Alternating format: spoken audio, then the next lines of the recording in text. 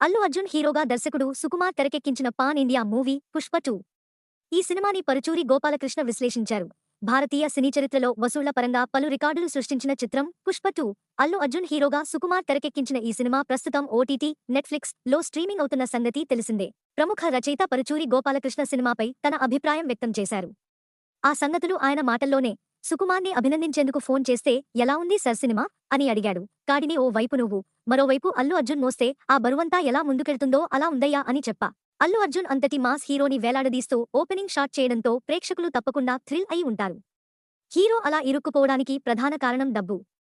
అప్పుడప్పుడు చాలా చిన్న విషయాలు పెద్ద ఘటనలకు దారితీస్తుంటాయి.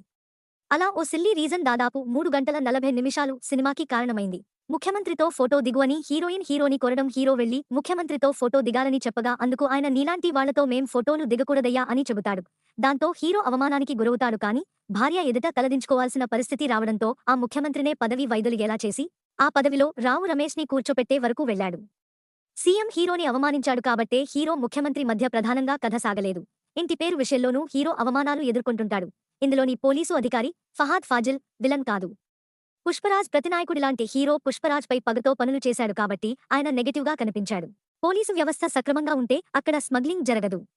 కాని పరోక్షంగా ఆ స్మగ్లర్ల కారణంగానే రావు రమేష్ ముఖ్యమంత్రి అవుతాడు. అప్పుడు ఫోటో దిగకుండా వదిలేసినవాడు ఇంత సమర్థుడా అని మాజీ ముఖ్యమంత్రికి అర్థమవుతుంది.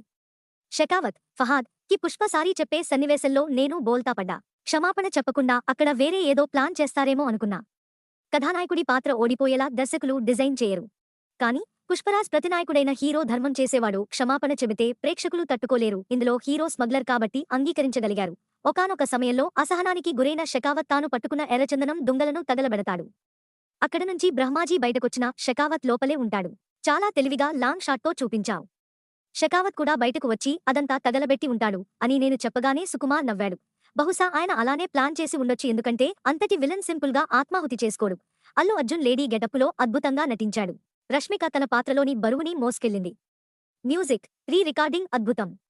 పుష్పరాజ్కు కూతురు వరసయ్యే అమ్మాయి కోణంలో క్లైమాక్స్ను లీడ్ చేశారు. ఆ అమ్మాయి చిన్నాన్న సెంటిమెంట్తో మహిళా ప్రేక్షకులను మెప్పించగలిగారు.